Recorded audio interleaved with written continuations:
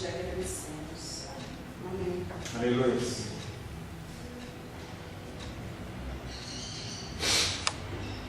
Quero saudar você que se dispôs a vir à casa do Senhor com a paz do nosso Senhor Jesus Cristo. Amém. Aquele que reina, aquele que governa eternamente. Semana passada nós fizemos uma jornada dupla falando sobre o preço, esse preço de ser cristão, um cristão verdadeiro, o preço de você servir ao Senhor. Não é um preço para você conseguir a sua salvação, mas é um preço para você viver dentro dos caminhos de Deus, algo que nos remete a lutas, nos remete a dificuldades, e que quanto mais você se assemelha a Cristo, mais também as perseguições que houveram sobre Ele vêm sobre nós. E nós estamos falando sobre esse preço, e na semana passada nós falamos sobre como calcular esse preço. Porque quando nós vamos fazer alguma operação de adição, subtração, multiplicação, divisão, tem toda uma formulação, toda uma norma que nós aprendemos no colégio. E esse calcular o preço, ele está imerso nas palavras da Bíblia, e nós, na semana passada, nós tratamos sobre isso. Como nosso desejo não é o desejo de desencorajar ninguém, mas é um desejo que as pessoas elas entendam que nós temos que carregar uma cruz. A primeira coisa que nós falamos é que nós temos que comparar e calcular a vantagem e a perda de ser um cristão. As pessoas elas têm que parar para pensar e falar: o que vai me custar ser cristão? Vai valer a pena? Não vai valer a pena? E a gente vê que as pessoas elas não se preocupam com isso. Elas acham que o cristianismo é algo muito simples, muito tranquilo e que você não tem que abrir mão de nada.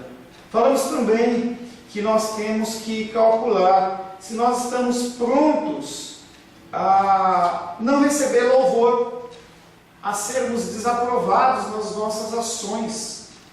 As pessoas, elas dentro da nossa cultura secular, elas têm uma série de procedimentos que são mais ou menos comuns. Quando nós nos levantamos com ações diferentes, as pessoas elas ficam incomodadas. Falamos também em relação a calcular, em relação a você ter amigos ou não ter amigos, ou você ter inimigos. Pessoas nos rejeitam simplesmente porque nós queremos viver um cristianismo verdadeiro. Quando você tenta se posicionar de uma maneira correta, não que nós sejamos melhores ou sejamos perfeitos, mas quando nós tentamos nos posicionar de uma maneira correta, o que acontece é que os amigos se afastam e os inimigos eles se levantam e nos apedrejam, nos criticam, falam que nós somos radicais, nós somos fanáticos por queremos viver um cristianismo verdadeiro. Falamos também sobre a comparação de uma vida presente e uma vida futura. Será que vale a pena você investir na sua vida presente em detrimento da sua vida futura? Quando nós fazemos qualquer aquisição de bens, a primeira coisa que nós temos que fazer é: isso no futuro vai me trazer algum benefício ou não? As pessoas elas não pensam nisso e acham muito difícil pesar todas essas coisas que nós falamos, e elas preferem deixar a coisa correr. Aqueles que são mais jovens falam assim: não, eu sou muito novo para isso. Quando eu tiver com 40, quando eu tiver com 50, 60 anos, eu vou sim aceitar Cristo. E a partir dali eu vou viver uma vida cristã, mas a vida não funciona desta maneira, nós não temos um relógio. Eu lembro que certa feita eu vi um filme em que as pessoas elas contavam o tempo de vida. Aqui no braço havia como que um relógio digital aqui, em que cada dia da vida ele era abatido. Devido à grande população mundial, os caras tinham implantado um sistema lá meio espacial, um negócio meio de ficção científica, em que cada dia que passava, a pessoa ela perdia um dia. E ela perdia, não tinha como acrescentar dias. Quando chegava na idade de 35 anos, 40 anos no máximo, aquela pessoa ela deixava de existir. Nós não temos esses contadores. Então o que nós podemos fazer é entender que a nossa vida ela tem que ser vivida na plenitude no dia de hoje. Não pensando num futuro, mas pensando no dia de hoje. O Senhor ele fala nessa vida de hoje como um investimento da vida futura. Falamos também que nós temos que fazer um cálculo entre os prazeres do pecado e o benefício da felicidade do serviço prestado a Deus. Essa vida na terra é melhor nós nos dedicarmos ao serviço secular, às coisas que o mundo rege, ou nós devemos viver uma vida para servir a Deus? É um questionamento que vem sempre dentro da vida de um pastor, por exemplo. Eu tenho questionamentos como esse, em que muitas vezes o meu coração ele fica pensando, será que é esse o caminho? Será que não é esse o caminho? E nós temos que pesar se nós preferimos viver segundo o mundo, muitas vezes nos prazeres do pecado, ou na felicidade do serviço a Deus, um serviço que muitas vezes não é reconhecido, em que você não é ovacionado, você não é elogiado, amado, mas que você está servindo ao Senhor. Estamos chegando no Carnaval. Daqui a algumas semanas, o Carnaval explode aí. Você já vê na televisão as propagandas da Globo, as outras pessoas se preparando, e cada um, seja cristão, seja não cristão, estão se preparando para o Carnaval. Como nós cristãos temos que nos preparar em relação a isso? Será que é lícito a gente participar de festas carnavalescas? Qual é o intuito? Qual é o sentido? São prazeres. Não vou dizer para você que é ruim, é bom, mas será que anda em conjunto com o cristianismo que Cristo professou? É uma coisa que nós temos que pesar. Nós também temos que calcular as tribulações sofridas pelo verdadeiro crente em relação às tribulações reservadas para o ímpio. É diferente. Eu quero viver a minha vontade, eu quero viver a minha vida, eu quero fazer o meu querer. E as pessoas elas acham que as tribulações que elas sofrem na terra, e a gente vê muita frase de cristão dizendo, quando eu era do mundo, eu vivia mais tranquilo. Parece que depois que eu virei crente, o inferno ele se levantou, e se levantou mesmo. Não todo ele, porque nós não suportamos, mas as ações de você se declarar um cristão e começar a viver como um cristão traz luta e tribulação. A diferença entre a luta e tribulação sofrida por uma pessoa que é cristã e não é cristã, ela existe. Não é a mesma coisa. Na vida aqui, o objetivo do Senhor é fazer com que nós cresçamos. Quando você passa por uma luta e dificuldade, entendendo você como um cristão, você não está abandonado, você não está largado, você não está deixado a erro, mas pelo contrário, o Senhor está trabalhando no seu caráter para que você possa cada vez mais ser igual a Cristo. E isso não é fácil. Vou falar hoje à noite. Deus ele trabalha tanto dando um chocolate doce para nós, como entregando nossa boca para comer um amargo jiló. O Senhor ele trabalha em situações com o objetivo de nos fazer crescer, glorificar o nome dele e propagar a sua palavra. E a tribulação sofrida pelo ímpio é algo sem esperança. É algo em que as pessoas não têm o que se apoiar e tem como prêmio a perdição eterna. Nós falamos na semana passada que um único dia no inferno é pior do que toda uma luta de vida de um cristão, as tribulações que o cristão passa, e ele passa na vida na terra. E a pessoa tem que pesar em relação a isso. Eu estou bem consciente de que não poucos não conseguem decidir se vale a pena. As pessoas não sabem se vale a pena. As pessoas não querem fazer esses tipos de cálculo e pensamento. As igrejas não falam sobre isso. Fala-se sobre a bênção, sobre a prosperidade, sobre a campanha disso, daquilo, coisas que são momentâneas. E é difícil nós pensarmos em coisas eternas enquanto a casa está pegando fogo aqui, mas é assim que funciona dentro do cristianismo. E poucos cristãos, eles param para falar, não, eu quero é isso. Quando nós olhamos a igreja primitiva dos primeiros séculos, a gente vê que as pessoas elas entendiam muito mais claramente que era melhor sofrer e morrer por Cristo do que ter uma vida aqui na terra regalada.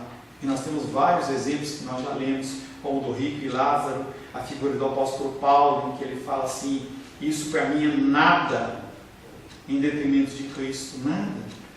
E nós continuamos vivendo a nossa vida aqui, achando que a terra é o melhor lugar, é o mais importante. é onde nós temos que investir todas as nossas forças e as nossas energias. E quando nós vemos uma passagem como aquela de Marta e Maria, em que Marta está trabalhando de um lado para o outro e o Senhor fala, não é aí, o mais importante é você me ouvir. Eu não estou te convidando a largar o seu emprego, o seu trabalho e você ficar agora só lendo a Bíblia, não é isso. Mas tem coisas, tem momentos que são muito mais importantes você parar do que você continuar agindo. E isso, o que faz uma pessoa continuar ou não, a não ser a fé? Na fé é algo que não pode ser medido.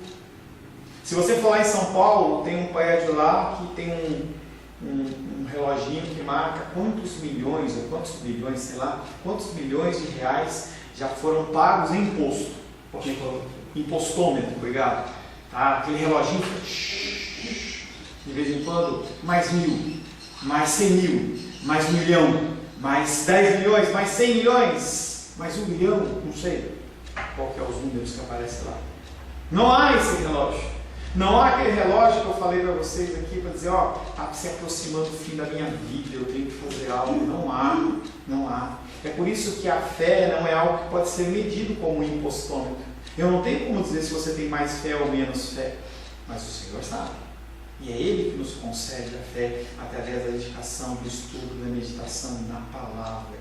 E aí na semana passada ainda nós lemos alguns exemplos, nós falamos sobre Noé e a sua arca, falamos sobre Moisés e seu abandono, digamos assim, no Egito, dos benefícios do Egito, e finalizamos falando sobre o apóstolo Paulo, Saulo na época, fariseu, que chegou à conclusão de que deveria tornar-se cristão. E ele ali, dentro do seu tempo de meditação, depois que ele passa por aquele momento de cegueira, em que ele cai ao chão, e nós até brincamos que não tem cavalo nenhum ali na história, e ele cai ao chão, e ele passa 3 dias sem comer, sem fazer nada, deitado na cama, e aguardando que algo ocorresse. Na verdade, ele estava meditando sobre aquilo que havia ocorrido, em que o próprio Cristo pergunta para ele, por que me persegues? E ele é confrontado dentro do seu espírito em relação a tudo aquilo que ele estava fazendo, e ele percebe que a ação dele era errada.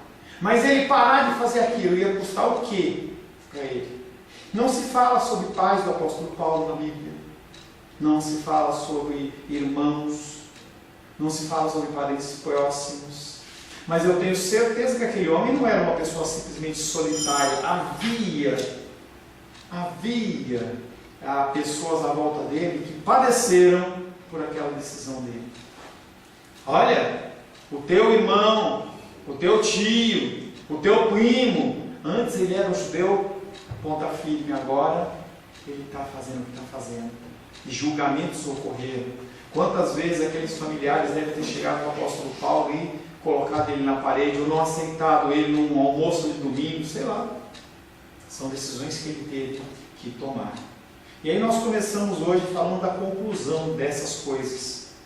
Cada um deve pensar com seriedade se a sua religião custa alguma coisa no presente. A sua religião custa alguma coisa? O seu cristianismo custa algo para você? Ou você, dia após dia, você vive sendo cristão, não muda absolutamente nada. Há algum custo? Certa vez, o rei Davi foi oferecer um sacrifício ao Senhor. E aí ele começou a ver aonde que ele iria fazer aquele sacrifício. E ele chegou à conclusão que no monte lá, no morro lá tal, ele queria fazer o sacrifício dele. E ele quis saber de quem era a propriedade. Descobriu que foi um fulano lá. Chegou para ele e falou assim, olha, eu quero fazer um sacrifício no seu terreno. E ele falou, que é isso, meu rei? O senhor é dono de tudo. Eu luto por você, eu morro por você. Então, esse terreno é teu, faz o que achar melhor. E ele de Davi falou, não, eu quero o preço correto. Me dá o preço, porque eu não posso oferecer um sacrifício ao Senhor que não me custe nada. Muitas vezes os cristãos eles têm que se apresentar ao Senhor sem oferecer nada. Eu não estou falando de dízimo e oferta, não. Eu estou falando de serviço cristão, de dedicação. Provavelmente nada nos custa. Nós vivemos um cristianismo no nosso Brasil em que as pessoas elas não são chamadas a nenhum tipo de confronto, não há dificuldades. Provavelmente não nos custa tribulação. Será que alguém sabe que você é cristão? Não nos custa tempo, afinal de contas eu tenho que demandar tempo para outras atividades. Não me custa preocupação, cuidados, nem dores, nem leituras. As pessoas não leem a palavra de Deus, nem orações, nem autonegação, nem conflitos, nem trabalho, nem labor de qualquer espécie. Uma religião assim nunca poderá conferir qualquer paz enquanto você viver e nem esperança quando morrer. Um cristianismo como esse, que não custa nada, não nos dá paz. Não gera em nosso coração paz. Não nos dá certeza do futuro. Ela não conseguirá sustentá-lo no dia da aflição. Uma religião que não custa nada, quando você estiver passando por luta e dificuldade, o que vai acontecer é que você vai esmorecer e cair. Quando a gente vê a parábola do semeador, a gente vê os tipos de terreno que recebem. Alguns recebem e a pessoa começa a se expandir e você fala assim, nossa, que cristão, mas daqui a pouquinho, cadê ele? Não está mais aqui. Aquele que era a pessoa que era superativa, que inclusive confrontava as pessoas que estavam andando um pouco devagar, sumiu. No momento da aflição, esse tipo de religião não sustenta a pessoa. E dentro da parábola do semeador é aquela que nasce no meio dos espinhos. Quando os espinhos vêm, a pessoa não suporta. Uma religião que nada custa, também nada vale. Desperte antes que se torne tarde demais. Desperte e arrependa-se. Desperte e se converta. Desperte e confie. Desperte e ore. Não descanse enquanto você não puder dar uma resposta satisfatória. Quanto custa a sua religião? Será que o seu cristianismo custa alguma coisa para você? Ou não? É como uma igreja. Será que a igreja ela faz diferença? Ou não? A igreja de um amigo meu, que era locado numa casa, um tempo foi lá na casa, e aí ele saiu, foi para um outro lugar, e aí falei para ele essa semana, e ele falou assim que o que abriu ali agora foi uma casa de macumba, um terreno. E aí ele parece que passou lá naquele lugar e achou estranho, né, atendimento e tal, ele achou que era alguma coisa dentro de aconselhamento bíblico, quando ele falou assim, que atendimento que tem, não a mãe de santo fulana, daqui a pouquinho ela te atende. Virou uma casa de umbanda, de espiritismo. Será que faz alguma diferença? Será que fez alguma diferença? Pense se você desejar motivos animadores para servir a Deus. Qual será o custo para prover a salvação da sua alma? Será que você precisa de motivo para te animar? Eu me pergunto muito isso para mim. Será que eu preciso de motivos para me animar? E aí eu falei para a Rosana, eu estava lendo lá um versículo que estava ali no quadrinho ali. Quando você pegar para fazer algo para o Senhor, faça com ânimo, faça com vigor, como para Ele, não para homens. E nós muitas vezes achamos que nós precisamos ser motivados, e na verdade nós não precisamos ser motivados a nada, a não ser fazer o que Ele nos manda. Medite sobre como o Filho de Deus deixou o céu a fim de tornar-se homem, como sofreu na cruz, como foi depositado no sepulcro, tudo a fim de pagar a sua dívida diante de Deus, realizando uma completa redenção em meu favor e seu favor. Jesus Cristo ele veio sem nenhum tipo de motivação, não recebeu nada em troca, recebeu sim rejeição. E quando nós fazemos um bem a alguém e não somos reconhecidos, como nós ficamos chateados e tristes. Nós esperamos que as pessoas nos reconheçam. Jesus Cristo ele veio para pagar uma conta que não era dele, sofreu um sofrimento que não era dele, e ele ganhou em troca apenas a rejeição. Reflitamos sobre tudo isso. Você está realmente resolvido a naufragar para sempre, simplesmente porque não gosta de fazer qualquer esforço? Contemple a cruz de Cristo e adquira uma nova coragem. Fique no aguardo da morte, do julgamento da eternidade com uma certeza no coração. Realmente custa algo ser cristão, mas você pode ter certeza de que vale a pena. Você precisa de motivação nessa terra. Eu só sirvo a Deus se Deus me der uma casa própria. Eu só sirvo a Deus se Deus me der um cônjuge, ou se Deus me der muita saúde, ou se Deus me der isso ou aquilo. Quantas pessoas fazem isso? Dentro do cristianismo católico romano, se você faz um pedido para Santo Antônio de um marido, de uma mulher, e ele não te concede, você pega o santo e vira de cabeça para baixo. Punição. Não deu o que eu quis. Será que você é motivado dessa forma? Se realmente você sente que tem calculado o preço e que tem tomado a sua cruz, então eu o convido a perseverar e a seguir adiante. Se você olha para essas situações, para esses pontos que nós temos citado, e tem observado na sua vida que mesmo em meio a falhas e dificuldades, você está avançando, eu digo que você tem que continuar caminhando. A perseverança, ela faz parte do cristianismo. No meio da dor, no meio da dor. No meio da dificuldade financeira, no meio da dificuldade financeira. No meio da dificuldade espiritual, eclesiástica, religiosa, em qualquer caso, nós temos que continuar perseverando. Uma marca do cristão é perseverar. Todas as cartas de Apocalipse, elas finalizam e falam: se aquele que vencer, aquele que segurar até o fim, aquele que aguentar, e o Senhor está falando que nós temos que perseverar.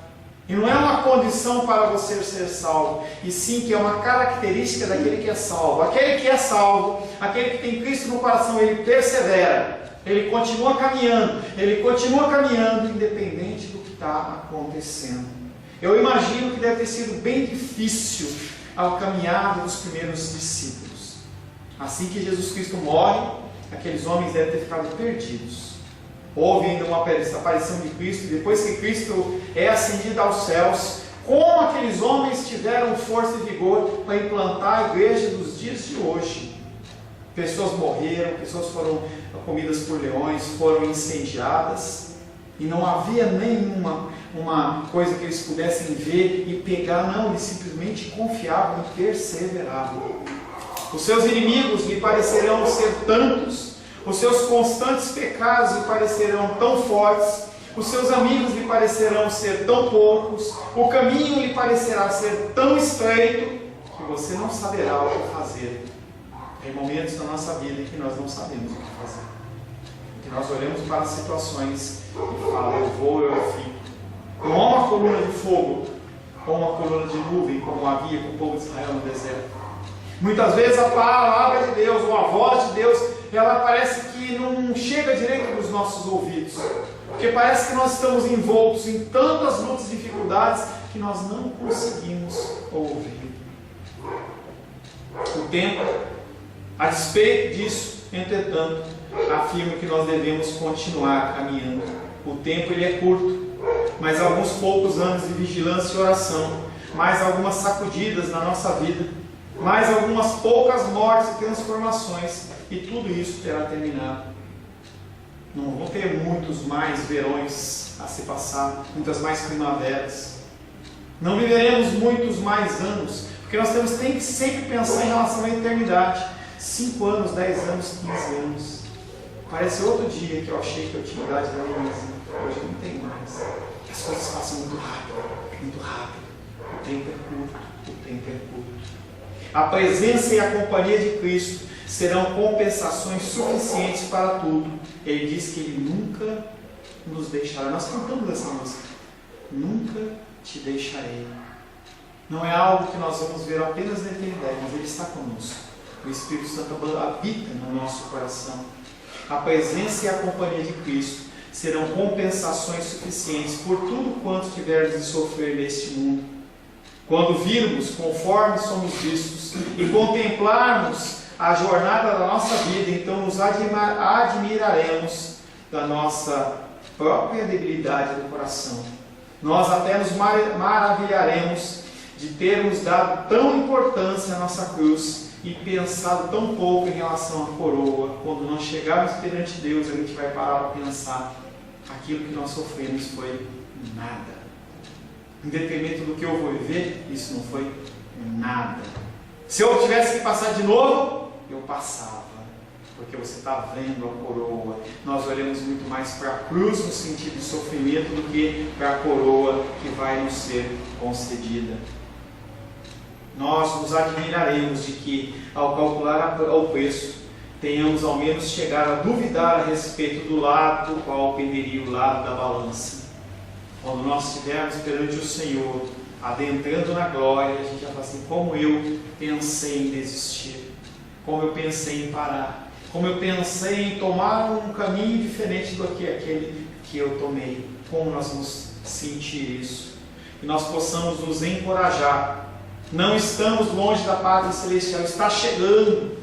As pessoas estão viajando, tem algumas pessoas viajando. E as pessoas, conforme vão dirigindo, se está indo de carro, você vai dirigindo, aí o filho olha para você e pergunta: quanto falta, papai? Quanto falta, mamãe? Daqui a 10 minutos, está chegando? Está chegando? Está chegando? E parece que a jornada não chega, mas depois que chega, você fala assim: ui, que rápido, já estou aqui, que alegria. Nos encorajemos entendendo que nós não estamos longe da pátria celestial. Talvez custe muito ser um crente, mas vale a pena. Quanto aos verdadeiros avivamentos, somos gratos, bendizendo a Deus de todo o coração. É importante o avivamento. O avivamento é o quê? Voltar à vida, restaurarmos o nosso cristianismo. O Senhor lá em Apocalipse fala que a pessoa tem que voltar ao primeiro amor, restaurar esse altar, voltar às primeiras obras, ler como a gente lia, orar como a gente orava, nos dedicar como a gente se dedicava. Se Cristo está sendo pregado, me alegro, sem importar qual seja o pregador. Se almas estão sendo salvas, me alegro, sem importar por qual segmento da palavra da vida está sendo ministrado. O que importa é que o cristianismo seja pregado, seja através de palavras, seja através de ações. Eu tenho a oportunidade de pregar através de palavras também. Talvez você não tenha essa oportunidade, mas você tem como pregar através das suas ações perante as pessoas que você convive. Entretanto, trata-se de um fato triste, que em um mundo como o nosso, ninguém possa ter algum bem sem ter algum mal. Uma das consequências do momento avivalista tem sido o surgimento de um sistema teológico defeituoso e extremamente ilusório. Avivamento é maravilhoso, só que as pessoas têm que entender o que é avivamento. Avivamento, em resumo, é pessoas pulando, pessoas dançando. Se você olhar na internet, você vai ver muitos vídeos de pessoas na frente da igreja pulando, dançando. Nós estamos avivados. Nós somos pessoas cheias do Espírito. E aí você pode olhar para a pessoa e falar assim: tudo bem, mas que fruto você dá? Como que você é com seus pais? Como que você é no seu trabalho? Não, isso não importa. Importa eu pular e dançar. E aí essa teologia que é construída de que você pode fazer o que você quiser, é uma teologia que leva a pessoa para o inferno. O pastor está dentro da igreja cantando santo, santo, santo. Vai para o inferno? Vai para o inferno. Por quê? Porque não tem uma vida fora da igreja. Aquilo que ela canta não reflete o que ela vive. As pessoas, hoje, têm se firmado muito mais nessas coisas exteriores do que nas coisas interiores. As pessoas, se preocupam muito mais em uma posição exterior. Jesus Cristo fala assim: olha, esses homens aí ouvem o que eles falam e praticam, mas não seguem o caminho deles, não. Eles estão preocupados com as roupas, com as vestes, com as honras nas praças. E os cristãos hoje, na sua grande maioria, estão vivendo nesse contexto. Querem esse cristianismo de avivamento, de luta, de pular, de alegria, de dançar. O movimento jovem está todo nessa. É a geração que dança, é a geração que vai ser salva, é a geração que glorifica a Deus, mas que faz o quê? De forma prática. O que de forma prática? A principal característica do sistema teológico que nós estamos falando é a extravagante, desproporcional exigência de 3 pontos da religião cristã. Primeiro, você tem que converter de uma forma instantânea. Não há espaço para uma pessoa que não é convertida instantaneamente. Dentro do meio pentecostal, você se converteu, você já tem que ser batizado e falar em línguas. Se você está no meio ortodoxo, você tem que ser uma pessoa dedicada a estudo e ler, orar. E eu tenho que ser convertido instantâneo. Você não pode pecar, não pode falar nada de errado. E as pessoas começam a colocar peso, jugo, porque você tem que mostrar que você é santo. Falava com uma pessoa ontem, e a pessoa falava para mim assim que eu fumava, mas o fulano não fuma. Ou melhor, não fuma na aparência dos outros. Eu fumo escondido, porque ninguém pode saber do meu erro e da minha falha. Os cristãos, eles vivem um cristianismo maquiado dentro das igrejas, em que ninguém sabe quem é quem. É como se tivesse uma máscara. E, como falando do carnaval, você vai no carnaval, você coloca uma máscara. Nos bailes de carnaval da idade medieval, as pessoas elas colocavam uma máscara. Para que aquela máscara? Para que elas pudessem ter as suas orgias sexuais e fazerem o que elas quisessem sem que ninguém dissesse: ó, é a fulana, olha, é a rainha, é a princesa, é o rei, é o príncipe. Não, está com a máscara. Então dentro da igreja as pessoas não podem me conhecer. Eu não fumo, não bebo, não falo palavrão, falo a paz do Senhor, levanto as mãos para Deus, quando eu tenho que bater palma eu bato, quando é hora de baixar a cabeça eu baixo. Eu sou uma pessoa que entrega o meu dízimo fielmente, em oferta, tenho obras, mas depois, quando sai da igreja, ele tira a máscara. A conversão instantânea, ela não existe. A conversão ela é algo que vem agindo dia após dia. Porque a conversão não é simplesmente você mudar de caminho, é você ser igual a Cristo. A conversão verdadeira é você passar a ser igual a Cristo, algo que você nunca vai atingir. Em toda a tua vida você vai caminhar, até que você consiga se parecer um pouco mais com Cristo. O convite a pecadores não convertidos para virem a Cristo. Pessoas estabelecem todas as formas, meios e métodos para falar: quer aceitar Cristo? Não sei. Não, aceita aí, diz sim. Mas eu estou na minha... Não tem problema. A palavra de Deus diz: vem como está. Aí o cara aceita e continua daquele jeito, não muda nada. Temos que ensinar as pessoas do que é ser cristão. Não é só pôr a pessoa sentada num banco como esse. Não é só levar a pessoa para dentro de uma piscina ou dentro de um rio para batizar. Não, minha função é fazer só esse batismo. Ninguém estuda mais para ser batizado. As coisas são todas emocionais. A pessoa não tem ideia nenhuma onde ela está entrando. Não, mas eu fiz a minha parte.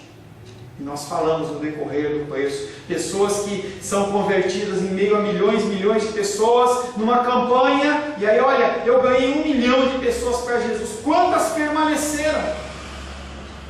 Talvez nenhuma. Conversão instantânea, convite a pecadores.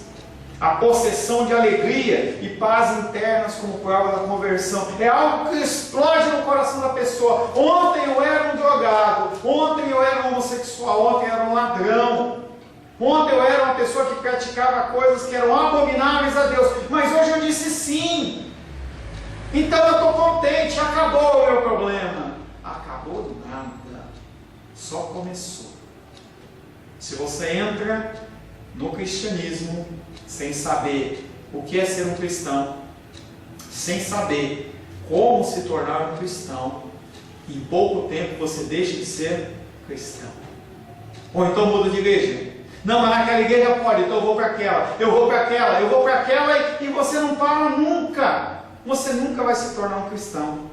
Essas 3 grandes verdades, porque elas são verdades, são tão incessantemente destacadas nos círculos cristãos, e isso gera um enorme dano.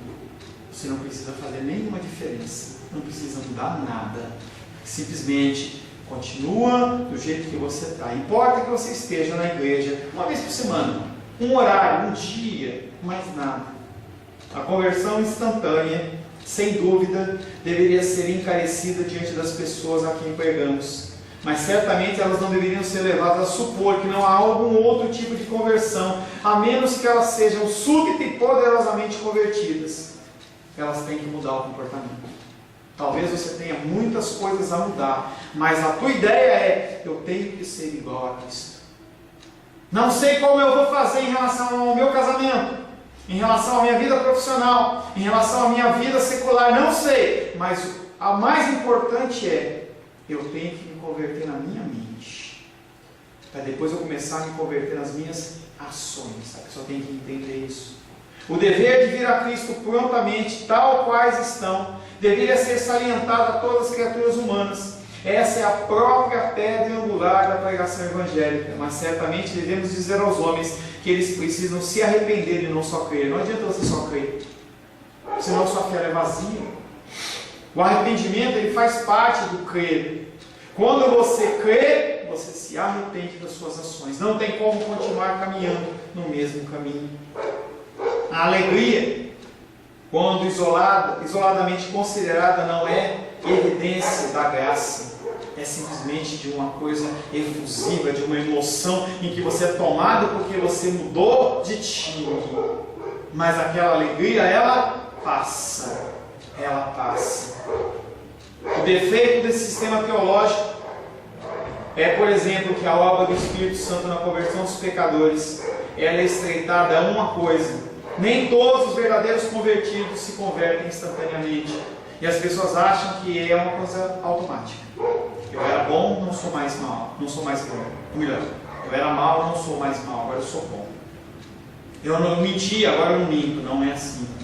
Elas acham que o Espírito Santo age de uma maneira instantânea, como se tivesse uma dor de cabeça, vou tomar um Doril, vou tomar um comprimido e melhorou e passou, eu não preciso fazer mais nada. Os pecadores não estão sendo suficientemente instruídos a respeito da santidade da lei de Deus, da profundeza do pecado deles e da culpa real que acompanha o pecado. Por que eu vou falar para pessoas sobre pecado se elas não querem ouvir? Essa é a tônica das igrejas. Por que eu falar sobre pecado? Não é mais fácil a gente falar sobre prosperidade? Não é melhor a gente falar sobre alegria, sobre vitória, fazer as pessoas pularem, dançarem, ficarem contentes naquele momento? Pode ser uma opção, mas não é a opção que a palavra de Deus nos concede. Uma pessoa que não é instruída, e a gente vê isso bastante dentro do sistema educacional, em que as crianças, elas cada vez menos estão recebendo ensino. E aí, se você conversar com algum professor, você vai ver ele falando que tem pessoas que estão na 8ª série, estão no primeiro do médio, do colegial, sei lá como que chama hoje, e aí elas não sabem ler, não sabem escrever. Porque lá atrás, quando deveria ter sido investido, não foi. E a pessoa se forma no ensino fundamental, se forma no ensino médio e não sabe escrever, não sabe ler. Cristãos vivem desta forma, com 1, 5, 10 anos de cristianismo. Pastores, evangelistas, mestres, pessoas que deveriam ser líderes que estão na linha de frente e que não sabem nada do cristianismo. E por não saberem nada do cristianismo, eles ensinam nada. Se eu não tenho o que oferecer para você, eu tenho que oferecer o quê? Algo que te alegre. Eu trago uma comida gostosa para você, mas nada que te sustente. O cristianismo hoje, no Brasil, no mundo, ele está relegado a isso. Pessoas se encontrando num lugar, 5, 10 mil pessoas, você encontra na televisão isso aí, simplesmente para ver a manifestação de um milagre. Mas o que eu conheço de Cristo? Nada, mas eu sei que Ele cura. Só isso? Só isso. Só faz isso? Só faz isso. Tá bom para você? Tá, eu só quero isso. O cristianismo verdadeiro, ele não é só isso. Feche seus olhos. Senhor, em nome de Jesus, temos visto que o cristão tem que pagar um preço alto, Senhor. Não é um preço fácil, não é um preço barato, não é um preço que tem a ver com a nossa salvação, mas tem a ver com aquilo, com o cristianismo verdadeiro. Porque nós somos salvos, nós temos que agir de uma maneira diferente, Pai. Como é difícil para nós, em meio, Pai, em especial ao povo cristão, nós sermos cristãos verdadeiros. Nós sabemos que o Senhor é aquele que cuida, é aquele que governa, é aquele que rege, e nós apenas podemos depositar a nossa fé, as nossas vidas na Tua presença, pedindo a Ti que o Senhor nos abençoe. É o que nós pedimos, Pai, em nome de Jesus. Amém. Amém. Glória a Deus.